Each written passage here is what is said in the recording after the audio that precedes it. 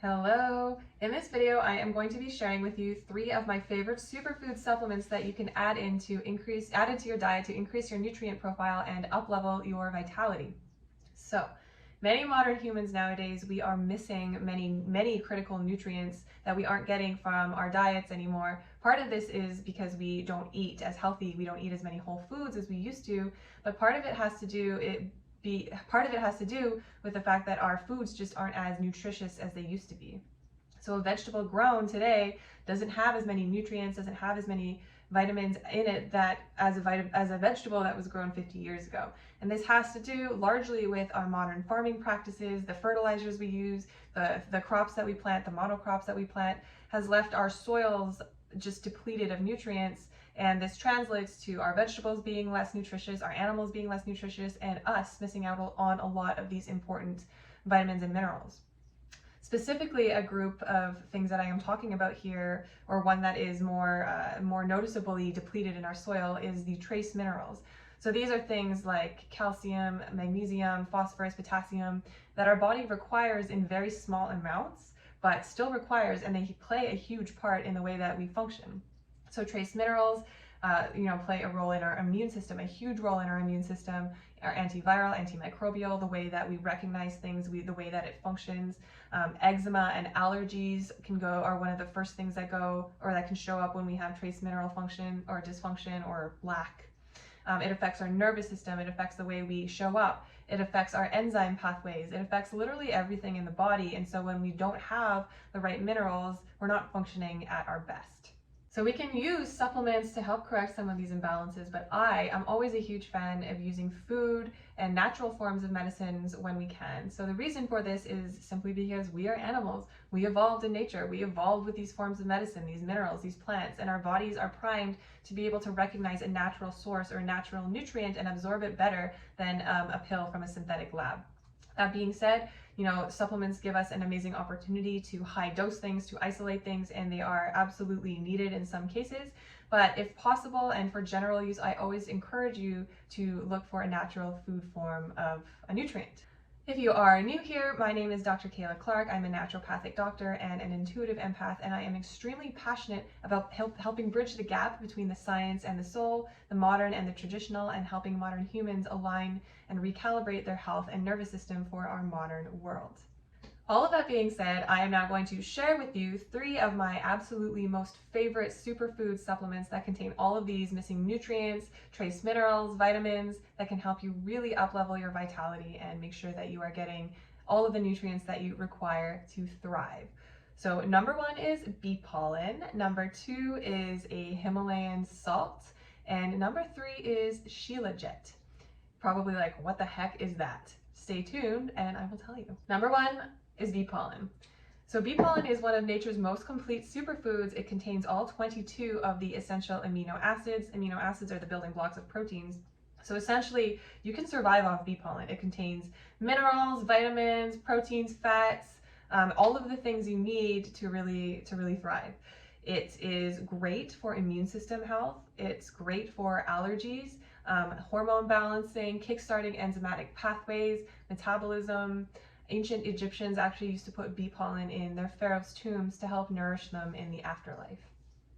So one of the most potent things bee pollen is used for is acclimating to allergies, so helping people just with their local pollens. And so if you are going to try bee pollen, I always recommend trying to find a local source, because the bees that will be producing this pollen will be around the plants that are native to your area. Another reason is just because you are living in this area, your microbiome, your energy is adapted to this area, and so having a medicine that is also from this area, I think will just be that much more potent. But on a scientific level, it will help your body somewhat acclimatize to those local pollens if you have allergies. That being said, it's a very active medicine, so if you are super sensitive or if you're allergic to bees, do not go near bee pollen. If you are super sensitive to environmental allergens, work up very slowly. I would recommend starting at a very tiny dose, working your way up to no more than 1 teaspoon, having that every day, chewing it very thoroughly because bee pollen is quite hard to digest, so making sure you're using your saliva to really get all of those enzymes broken down. And some people will suggest taking bee pollen at different times of day because your body can start to get used to get used to this supplement and get used to all of the nutrients coming in. So to keep it on its toes, trying to take it at a different time of day. So bee pollen, super potent for immune system regulation and anything to do with allergies. Okay, number 2 superfood supplement is salt, simply salt.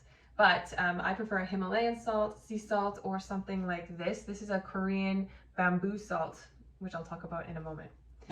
Why salt? Salt is kind of vilified nowadays. Salt is the new fat in the sense that the modern medical community has decided that it's bad and it causes heart disease. And yes, it can if you eat it on French fries and in refined foods and potato chips and things like that. But salt is actually an essential nutrient. We need it to survive, and it helps our body. We need it. So I was talking about the trace minerals being depleted. Salt that comes from the earth, like Himalayan salt or bamboo salt or something along those lines, is actually very high in these trace minerals. And so what I like to do is add it to my water. And there's a couple of reasons for this. Our modern water is often kind of just as nuked as our soil is. It's treated, it's chemicalized, its structure is changed, it's pushed through pipes. It is very different than the spring water that we get from nature, which runs through rocks and has all of these minerals in it. The structure is actually different as well. So what I'm talking about is the actual molecular structure of the water, and sometimes when we drink this water, our body doesn't recognize it as well, it doesn't absorb it as well. So adding salt, adding minerals back into the water can help restructure the way that the bonds are and then help our bodies recognize the water molecule and hydrate with it better. This is getting a little bit into the quantum physics realm of things, so I will make a separate video about that completely. There is a lot of science behind what I'm saying. I'm just not going to go too deep into it here. So adding in a trace or a mineral, a salt that comes from the earth can help add trace minerals back into your body and also help us absorb that water better. This Korean salt, Koreans take their salt very seriously. It's called 9 times bamboo, roasted bamboo salt, jukyeom. I hope I didn't say that wrong, I probably did, but it's a type of salt that is roasted 9 times in a bamboo stem, and what this does is it really extracts all of the minerals and the nutrients into the salt. And so when you ingest it, we are getting all of that. Because of these minerals, I'll warn you, it's very sulfury. It kind of smells a little bit like a fart, but just know that fart is nutritious.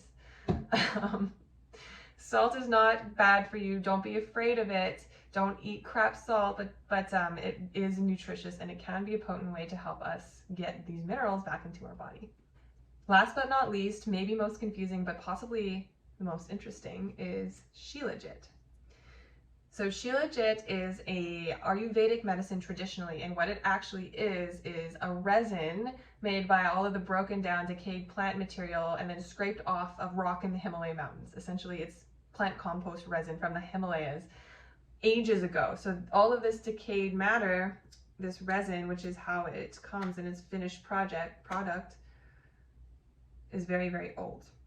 And how you take it is you take about a pea-sized amount and you make a tea out of it. It's not psychoactive, it's not anything sketchy, but there's a whole story behind it. So Shilajit is rich in something called humic and fulvic acids. What these are components that are really important for us. They're important because they're part of the nitrogen cycle, and what they do is they are potent immune system activators.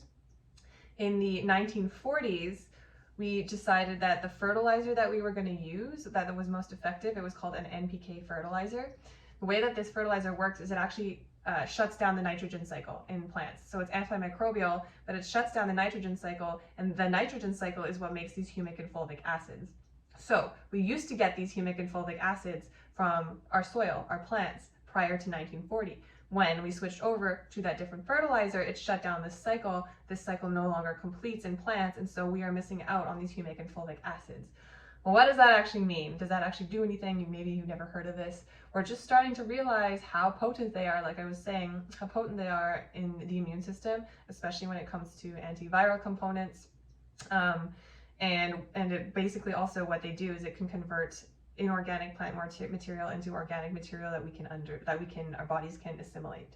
So we are completely missing this nutrient because Shilajit is essentially decayed plant matter from way back in the day in the Himalayan mountains. It's full of this humic and fulvic acid, which our bodies aren't getting, the modern human isn't getting. We're just starting to sort of tap into the importance about these, because the 1940s wasn't really that long ago. We're just starting to see some of the nutrient deficiencies that are coming out of that.